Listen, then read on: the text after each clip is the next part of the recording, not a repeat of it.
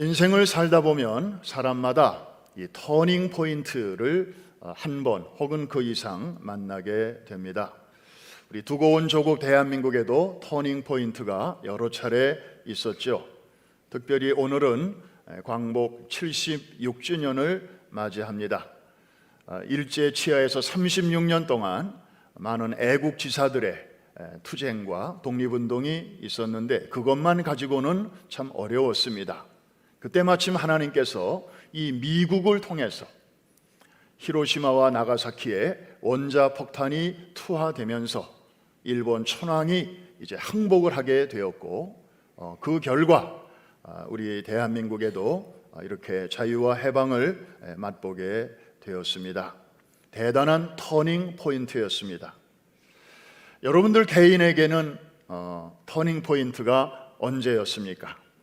제가 생각할 때 이 자리에서 지금 예배 드리시는 여러분 모두에게 공통적인 터닝 포인트가 하나 있다면 그것은 여러분들이 정든 한국을 떠나서 낯선 미국으로 오시게 된 그때가 아닌가 생각이 됩니다. 결코 쉬운 결정이 아니었을 것입니다. 왜냐하면 기득권을 내려놓아야 했고, 그리고 다시 새로운 땅에서 새롭게 시작을 해야 했기 때문입니다. 집단적인 신분 하강을 우리 모두는 경험을 했습니다. 초기 정착 단계에서는 누구나 고생합니다. 언어가 다르죠, 문화가 다르죠, 법이 다르죠, 시스템이 다르기 때문입니다. 그러나 다른 건 몰라도 여러분은 적어도 두 가지 면에서는 정말 남이 부러워할 만큼 성공한 분들입니다. 첫째로는 자녀들을 잘 키웠습니다. 이민 왜 오셨습니까? 라고 우리 한인들에게 물을 때 우리 여생을 좀 편안하게 보내려고 넓은 땅에서 좀 살아보려고 왔습니다. Better life 라고 대답한 사람은 30% 정도밖에 안 되고요. 나머지 70%는 이민 왜 오셨습니까? 그랬더니 우리 자식들 위해서 왔습니다. 우리 자식들만이라도 좀 넓은 땅에서 호연지기를 기르면서 마음껏 꿈을 펼칠 수 있도록 도와주기 위해서, 우리가 좀 고생하더라도 그런 기회를 주기 위해서 왔습니다. 그래서 세탁소를 하시고 그로서리를 하시고 네일 가게를 하고 식당에서 일하고 그러면서 정말 자식들을 뒷바라지를 여러분들이 잘 하셨습니다. 그래서 어느새 세월이 흐르다 보니까 자녀들이 이제 자기가 하고 싶은 공부를 하고 또 가고 싶은 직장에 가고 또 좋은 짝을 만나서 결혼도 하고 이러면서 오늘과 같이 정말 이 척박한 땅에서 아름다운 가정을 이루게 된 것이죠. 정말 여러분들은 자녀들 하나 잘 키우셨습니다. 그런데 또 하나 우리에게 정말 하나님이 주신 축복이 있다면, 한국에서는 예수 안 믿던 분들이 미국에 와서 하나님 만나고 신앙생활 하신 분들이 굉장히 많다는 사실입니다. 통계가 말해줍니다. 미국에 있는 한인들 중에 캐톨릭을 포함해서 크리스찬의 숫자가 얼마가 되는가를 봤더니 깜짝 놀랐습니다. 70%입니다. 그러면 지금 대한민국에 사는 한국인들의 크리스찬 비율이 얼마인가를 봤더니, 제가 한국에 있을 때만 해도 한때는 25%까지 올라갔었습니다. 4분의 1이 크리스찬이었습니다. 그런데 지금은요 15%로 내려갔습니다. 그러니까 미국은 70%, 한국은 15%. 이거 비교하면 미국의 5분의 1밖에 안 됩니다. 한국은. 물론 여러분 가운데는 한국에서부터 교회 다니고 예수 믿으신 분들도 많이 계시지만, 이 통계로 볼 때에 미국에 와서 예수님 만나고 교회 다니고 신앙생활 하시는 분들이 그만큼 많이 생겼다 이 말입니다. 수지 맞은 줄로 믿습니다. 게다가 하나님이 미국에 사는 여러분들에게 보너스를 하나 더 주신 게 최근에 생겼습니다. 바로 백신 풍년입니다. 미국은 백신 풍년입니다. 남아 돌아가요. 그런데 우리 주변 이웃 나라들을 보면 전 국민의 1%도 아직 백신을 못 맞은 나라들이 수두룩합니다. 백신 흉년입니다. 저는 주사파가 미국 북한과 또 남한 일부에만 있는 줄 알았어요. 그런데 알고 보니까 미국에도 주사파가 그렇게 많아요. 미국 사람들의 절반이 주사파예요. 주사 맞은 사람이 주사파라고요.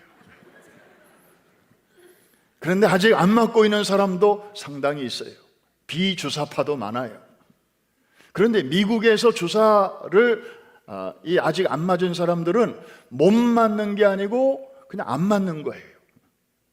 그냥 마음만 먹으면 당장 동네 약국에 가서 맞을 수 있는데 말이죠. 그러니까 지금 해외에 있는 사람들은 미국에 사는 사람들을 얼마나 부러워하는지 모릅니다. 여러분, 좌우에 계신 분에게 한번 이렇게 인사하십시다. 참 잘 오셨습니다. 야곱의 인생에도 터닝 포인트가 꽤 여러 번 있었습니다.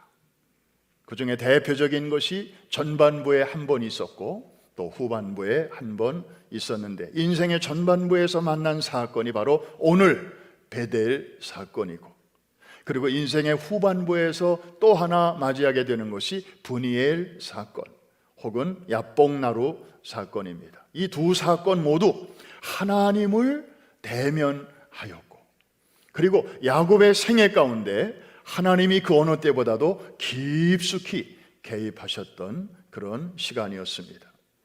그런데 오늘 이 베델 사건을 보면 하나님이 야곱이 어떤 상황에서 만나 주셨는가가 참 중요합니다. 야곱이 잘 나갈 때가 아니었습니다. 야곱이 지금 승승장구할 때가 아니었습니다. 오히려 가장 그의 인생에서 위기의 순간이었습니다. 아무것도 의지할 것이 없는 벼랑 끝에 있을 때 하나님이 야곱을 만나 주셨습니다. 야곱은 직전에 자기의 노력과 자기의 꾀로 자기의 목표를 이루었던 사람입니다. 아버지를 속여서까지, 거룩하신 하나님의 이름을 끌어들이면서까지 그렇게 자기가 원하는 것을 쟁취했던 사람이었습니다. 그러나 그에게 돌아오는 것은 행복과 축복이 아니었습니다. 살기등등한 형의 분노였습니다. 그 결과 그는 정든 집을 떠나서 낯선 객지 생활을 시작하게 되었습니다. 지도 한번 보시죠. 브엘세바, 그의 고향에서부터 이제 가야 할 목적지 저 하란까지는 꽤 먼 거리였습니다. 가는 길에 중간에 베델이라고 하는 곳이 나오죠. 자, 지도상으로는 아주 짧게 보이지만 이래봬도 브엘세바에서 베델까지가 100km, 250리였습니다.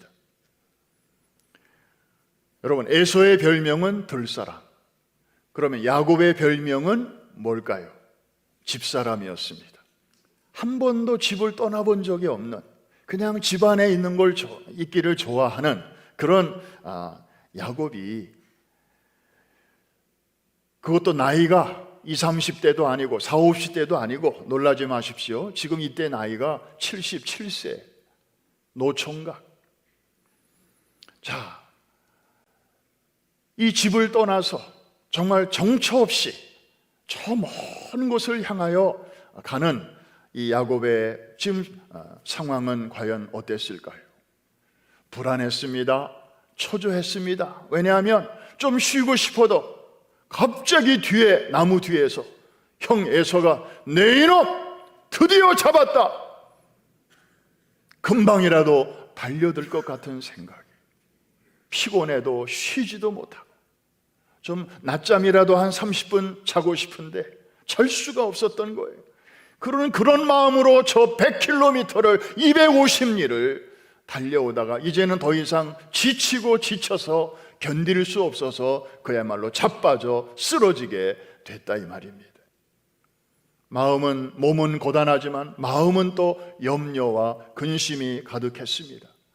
왜냐하면 내일이 너무나 uncertain, 불확실했기 때문입니다. 그리고 무엇보다도 외로웠습니다.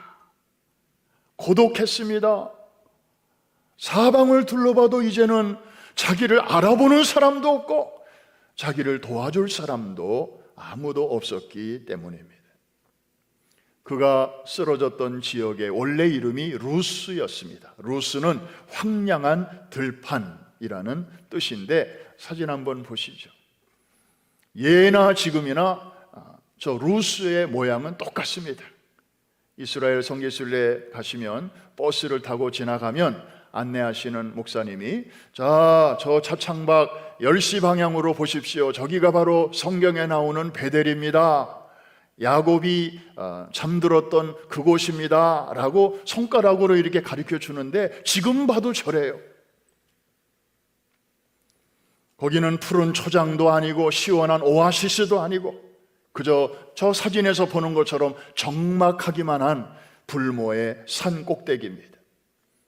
실로 하나님이 계실 만한 곳도 아니고 하나님이 나타나실 만한 그런 곳도 아니었습니다. 그런데 여러분, 바로 저기서 하나님이 야곱을 인격적으로 만나 주신 것입니다. 77년 만에. 사실 그동안의 야곱은 할아버지 아브라함 그리고 아버지 이삭으로부터 하나님에 대해서는 많이 들었습니다. 그러나 자기의 하나님을 직접적으로 만난 적은 한 번도 없었습니다. 그런데 하나님이 저기서 만나 주셨어요. 어떻게 만나 주셨나요? 꿈을 꾸었습니다. 꿈에 사닥다리가 보인 것입니다. 하늘에서부터 땅에까지 쭉 이어졌습니다. 그리고 그 위로 하나님의 사자들이 오르락 내리락 가는 모습이었습니다. 우리 교회 어느 권사님이 그림을 잘 그리셔요. 몇 년 전에 그림을 그리셨어요. 바로 이 꿈을 소재로 해가지고 그리셨는데 잘 그리셨어요. 어디 있으면 좀 보여드리려고 했는데 아무리 사진을 찾아도 안 보여서 좀 애석합니다마는,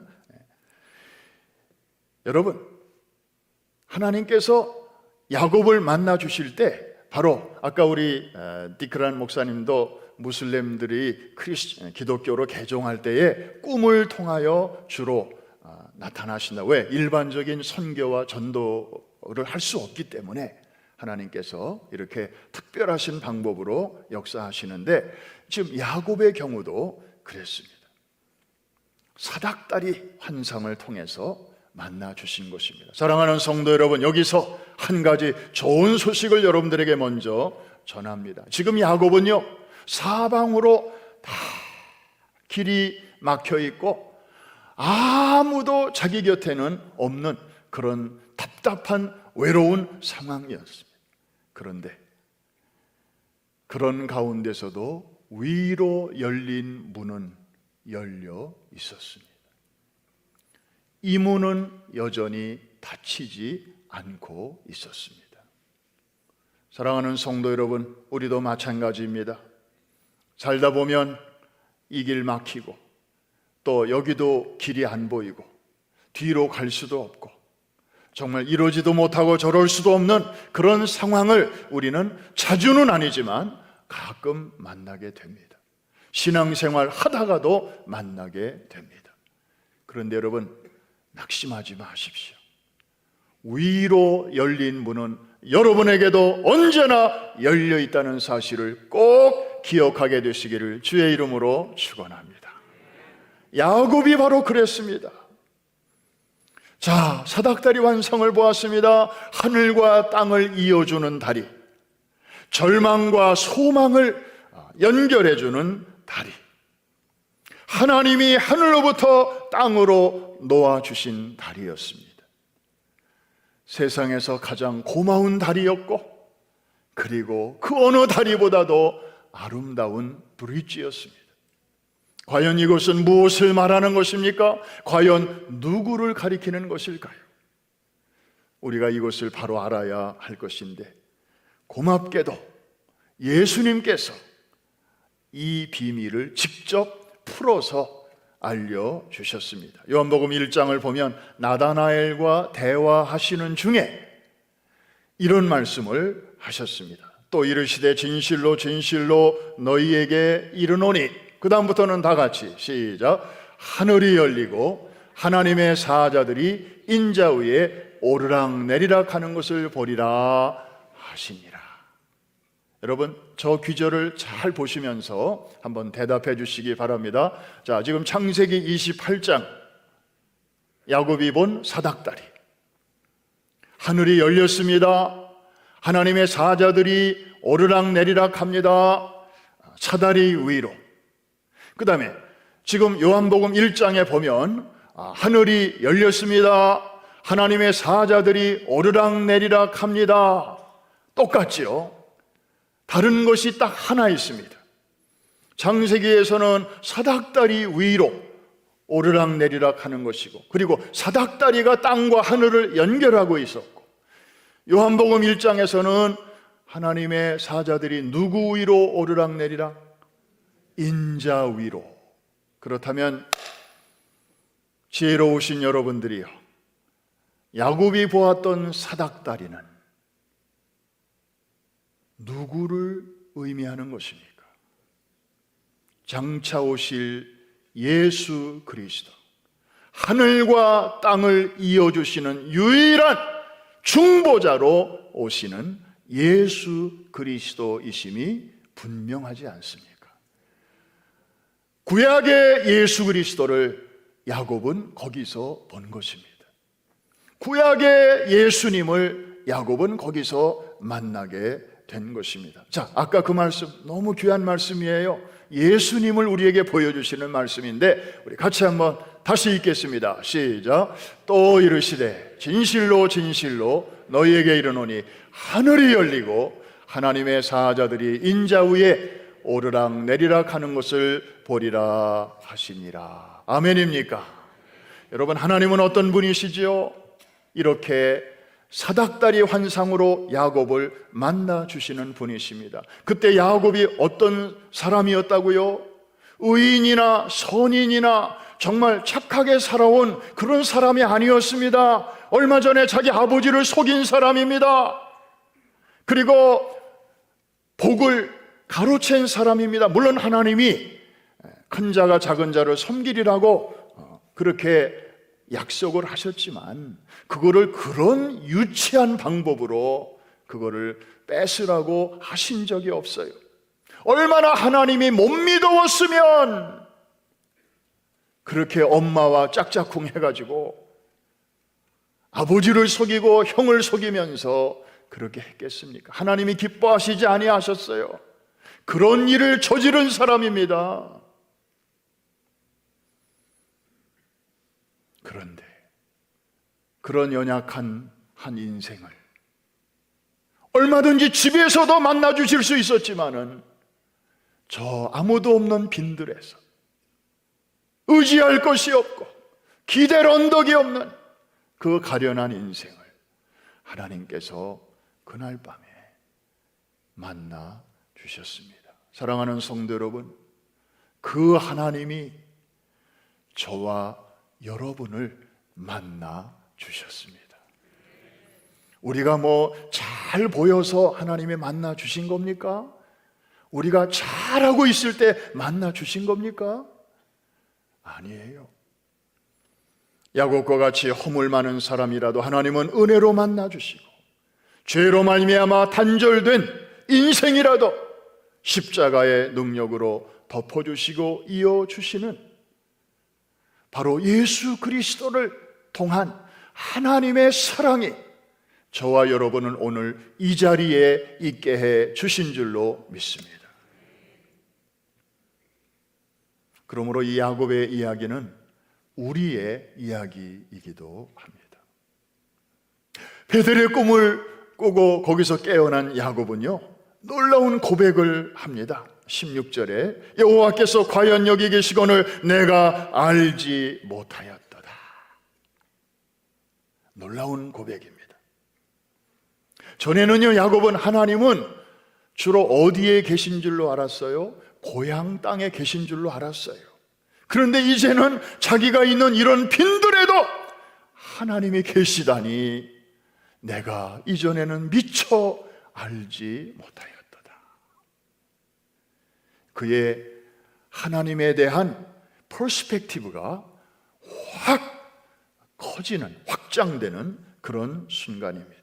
전에는 하나님이 주로 부모님하고만 계신 줄로 알았는데 이제는 그 하나님이 나와도 함께 계시는구나 하는 것을 깨닫게 되었습니다. 인생의 터닝 포인트가 되었던 것이죠. 여러분도 혹시 여러분들의 신앙생활이 이렇게 머물러 있지 않고 계속 성장하시잖아요. 어린아이의 단계, 청소년의 단계, 또 청년의 단계, 또 장년의 단계로 우리가 날마다 그리스도의 장성한 분량에까지 지금 자라가고 있는데 처음부터 아주 성숙한 신앙으로 시작하는 사람은 아무도 없죠. 저도 얼마나 유치한 신앙으로 시작했는지 몰라요. 그리고 지금도 유치한 면이 많아요. 혹시 여러분 가운데 하나님은 주로 예배당 안에만 계신다 이렇게 생각하고 교회 생활, 신앙 생활 하시는 분들이 계셔요. 이런 분들은요, 교회 오실 때 차 안에서 부부싸움 냅다 하고, 그리고 성전에 들어오실 때는 이제 경건하게 옷깃을 여미면서 예배 잘 드리십니다. 그리고 축도 끝나고 예배 마치고 주차장으로 가면서 차에 딱 타는 순간 Let's go second round. 왜? 하나님은 그 차 안에 안 계시니까. 하나님은 저기 예배당 안에 계시니까. 안 계신다고 생각하니까 음악도 트로트부터 탁 틀고 그렇게 살아가는 거죠. 하나님은 얼마나 크신 분인가, 하나님은 어디에까지 그 영역을 그 통치권이 미치고 있는가, 여러분이 생각하는 그 수준에 따라서 여러분의 삶의 내용이 달라질 것입니다. 그러다가 이제 여러분들이 누구나 이런 과정을 거치는 거죠.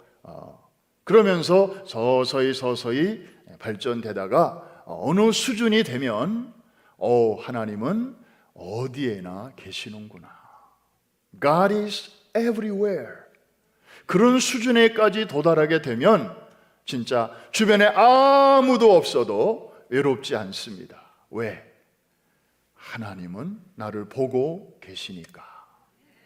그리고 혼자 있어도 함부로 살 수가 없습니다. 함부로 행동할 수가 없습니다. 왜? God is watching over me.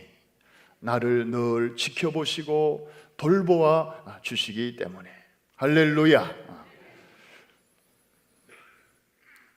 사랑하는 성도 여러분, 오늘 이 시간 여러분의 눈이 열려서 신령한 사닥다리의 비전을 함께 볼 수 있게 되기를 주의 이름으로 축복합니다. 여러분의 삶의 하늘문이 활짝 열리게 되기를 축원합니다. 야곱은 비전만 본 것이 아니고 하나님의 음성을 또한 들었습니다. 놀라운 약속의 말씀이었습니다. 15절에 있는 말씀인데 너무나 귀한 말씀이에요. 우리 같이 한번 읽겠습니다. 시작. 내가 너와 함께 있어 내가 어디로 가든지 너를 지키며 너를 이끌어 이 땅으로 돌아오게 할지라. 내가 내게 허락하는 것을 다 이루기까지 너를 떠나지 아니하리라 하신지라. 네 가지의 약속을 주셨습니다. 첫째로는 내가 너와 함께 하리라. 둘째로는 내가 어디로 가든지 너를 지켜주리라. 여러분, 저 한마디 한마디가 지금 홀로 도망치고 있는 야곱에게는 얼마나 구구절절히 와닿는 위로와 소망의 말씀이었겠습니까? 세 번째로는 너를 이끌어 이 땅으로 돌아오게 할지라. 이거는 아주 더 깊은 약속입니다. 그리고 네 번째로는 내가 내게 허락하는 것을 다 이루기까지 너를 떠나지 아니하리라. 오늘 예배하시는 여러분들에게도 하나님께서 여러분의 상황이 다 다르지만 그 상황에 릴레이트 시킬 수 있도록 하나님이 저 약속의 말씀을 지금 들려주고 계신 것입니다. 여러분 자신에게 하나님이 지금 이 강단을 통하여 말씀해 주신다 이렇게 생각하고 아까 그 말씀 한 번 더, 저기 말하는 너는 바로 여러분 자신이라고 생각하고 우리 같이 한번 약속의 말씀으로 한 번 더 읽으면서 받겠습니다. 시작. 내가 너와 함께 있어 내가 어디로 가든지 너를 지키며 너를 이끌어 이 땅으로 돌아오게 할지라. 내가 내게 허락한 것을 다 이루기까지 너를 떠나지 아니하리라 하신지라. 아까 일부 예배 마쳤는데 어느 집사님이 오셔서 제가 한국에 다녀옵니다. 어머니가 위독하셔요. 이제 마지막이 될 것 같아요. 어머니가 예수 믿으시나요? 아직 안 믿으신데. 그러면 잘 됐네요. 이번 여행길이 정말 어머니를 천국 가는 다리를 놓아드리는 그런 희망의 여행이 될 수 있도록 제가 기도해 드리겠습니다 하고 라비에서 기도를 해드린 적이 있습니다. 한국 다녀오실 분들에게도 하나님은 저 약속의 말씀으로 위로해 주시는 줄로 믿습니다. 잠시 후에 얼마 후에 큰 수술을 앞둔 분들에게도 하나님은 저 약속의 말씀으로 위로하십니다. 내가 너와 함께 하리라. 수술실에서도 너와 함께 하리라. 내가 너를 이끌어 이 땅으로 이 삶의 현장으로 다시 돌아오게 하리라. 왜냐하면 수술실에 들어가는 사람들은요 걱정이 있어요. 수술이 잘 돼야 될 텐데, 또 아주 중한 수술일수록 내가 저 수술실에서 살아서 나올 수 있을까 하는 일말의 불안도 있거든요. 그럴 때 하나님께서는 내가 너를 다시 돌아오게 하리라. 그리고 내가 내게 허락한 것을 다 이루기까지 너를 떠나지 아니하리라. 다시 말하면 이 땅에서 우리의 사명이 끝날 때까지 하나님이 중간에 우리를 불러가지 아니하신다는 약속의 말씀입니다. 저는 우리 시니어 고등부 졸업생들을 이제 이 강단에서 이렇게 축복하고 파송할 때마다 늘 제가 이 말씀을 인용합니다. 우리 자녀들 대학으로 보내면서 이 약속의 말씀이 얼마나 구구절절히 와닿는지 모릅니다. 사랑하는 성도 여러분, 이날 이후로 이 베델은 야곱의 인생에서 구심점이 되었습니다. 어렵고 답답한 일을 야곱은 그 후에도 여러 번 만났습니다. 그러나 그럴 때마다 그는 베델을 생각했습니다. 내가 정말 외롭고 답답하고 힘들었을 때 거기서 나를 만나 주셨던 하나님, 그리고 거기서 나에게 약속으로 주셨던 말씀들을 야곱은 떠올렸던 것입니다. 여러분, 우리도 마찬가지 아닙니까? 여러분 힘들 때마다 어떤 생각을 하십니까? 어떤 분들은 한국에 있을 때 혹은 미국에 온 지 얼마 안 됐을 때 어느 부흥 집회에 갔을 때, 헤브론 수양관에 갔을 때 그때 하나님이 나를 만나주시고 그때 주셨던 그 말씀들을 떠올리시는 분들도 있을 것입니다. 또 에클레시아에서 은혜 받으신 분들은요, 그분들은 참 어려울 때마다 에클레시아에서 정말 내 눈물을 닦아주시고 내 마음의 깊은 상처를 도려내 주시고 또 치료해 주셨던 그 하나님. 그래서 어떤 분들은 에클레시아의 애자만 들어도 나도 모르게 눈물이 핑 돌고 가슴이 먹먹해지고 그런 분들이 참 많아요. 또 어떤 분들은 성서대학 시간에 어느 시간에 들려주신 그 말씀이 나를 그때 좀 하마터면 절망할 뻔했는데 나를 붙잡아 주셨고 나를 끌어올려 주셨고 나에게 위로와 소망을 주셨던 그때 그 일을 생각하시는 분들도 계시죠. 그런 분들에게는 바로 그런 그 순간순간이 바로 영적인 베델의 장소입니다. 야곱은 힘들 때마다 베델을 기억했고, 그리고 기회가 될 때마다 베델로 올라갔습니다. 베델을 찾았습니다. 어떤 때는 가족들을 데리고 같이 올라가기도 했습니다. 그리고 그럴 때마다 하나님께서는 그에게 도움과 위로와 용기와 새 힘을 주셨습니다. 그리고 그 베델의 체험은 그의 인생의 후반부에서 브니엘의 체험으로 완성이 됩니다. 말씀을 마칩니다. 어느 미국 목사님의 간증입니다. 교회적으로 굉장한 어려움에 처했습니다. 거기다가 사모님까지 암 진단을 받고 정말 이제는 하나님밖에는 도움을 청할 데가 없어서 하나님께 매달려 기도하게 되었습니다. 기도의 내용은 다른 내용 나오지를 않았어요. 하나님, 도대체 어디에 계신 것입니까? 도대체 지금 어디에 계시길래 교회는 왜 이렇게 어렵고 또 우리 집사람은 건강이 왜 이렇게 된 것입니까? 하나님, 나에게 보여주지 아니하시면 저는 이제 목회 접겠습니다. 오랫동안 기도하고 또 기도했습니다.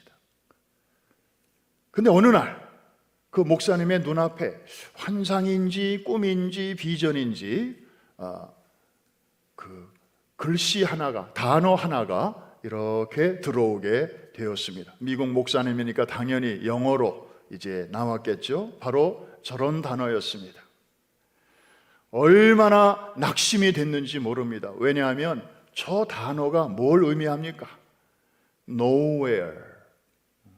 지금 목사님은 하나님 어디 계십니까? 라고 계속 묻고 있는데 대답이 Nowhere. 하나님 안 계시다. 그러니 저 글자를 보기 전보다 본 다음에 더 낙심이 되었습니다. 자신도 모르게 막 통곡이 나오고 울었습니다.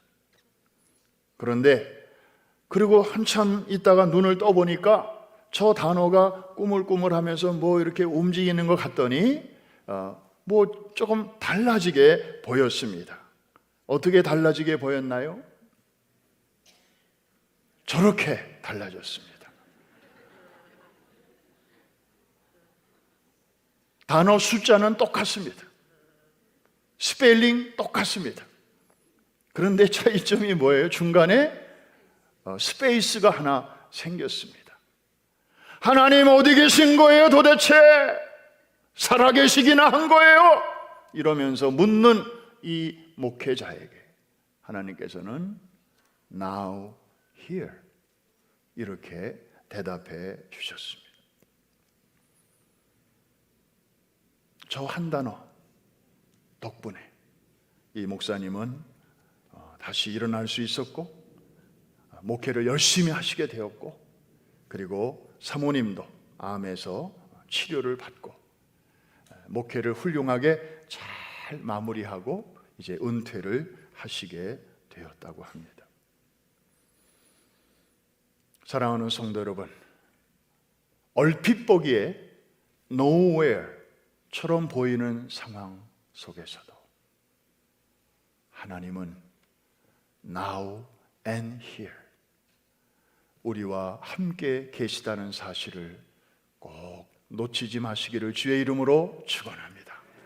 우리 디크란 목사님 짧은 인사 말씀 속에서도 지금 요르단을 포함한 중동 지역 그리고 북아프리카 지역에 정말 전쟁이 끊이지 않고 그리고 계속해서 난민들이 들어오고 정말 그 속에서 좀 끔찍한 사건들이 날마다 일어나고 있지만 영적인 어둠이지만 그 가운데서도 성령께서 하나님께서 일하고 계시다는 그 생생한 간증을 리포트를 우리에게 해 주셨는데 하나님은 우리의 삶 속에서도 here and now, now and here 우리와 함께 계시는 줄로 믿습니다. 사단은 계속해서 He is nowhere 네가 믿는 하나님은 안 계시다.